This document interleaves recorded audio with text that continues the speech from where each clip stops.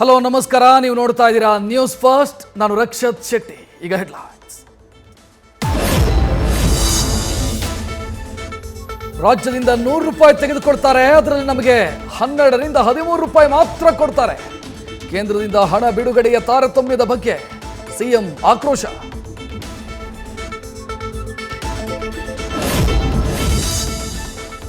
ಸಂಸತ್ ಅಧಿವೇಶನದಲ್ಲೂ ತಾರತಮ್ಯದ ಬಗ್ಗೆ ಚರ್ಚೆ. ಸ್ಟೇಟ್ ಜಿಎಸ್ಟಿಯ 100% ರಾಜ್ಯಗಳಿಗೆ ಹೋಗ್ತಾ ಇದೆ. ನನ್ನ ಕೇಂದ್ರ ಸರ್ಕಾರದ ವಿರುದ್ಧದ ಆರೋಪ ಮಾಡಬೇಡಿ. ಅಧೀರ್ ರಂಜನ್ ಚೌಧರಿ ಪ್ರಶ್ನೆಗೆ ಸಚಿವೆ ನಿರ್ಮಲಾ ಸೀತಾರಾಮನ್ ಉತ್ತರ.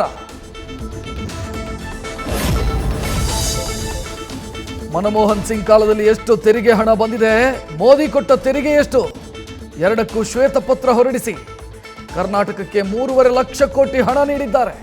ಸಿದ್ದರಾಮಯ್ಯ ಆರೋಪಕ್ಕೆ ಸಿಟಿ ರವಿ ತಿರುಗೇಟು.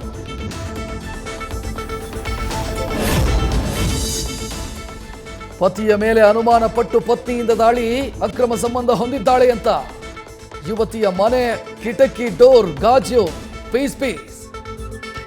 ಬೆಂಗಳೂರಿನ ಮಾರುತಿ ಲೇಔಟ್ನಲ್ಲಿ ಘಟನೆ.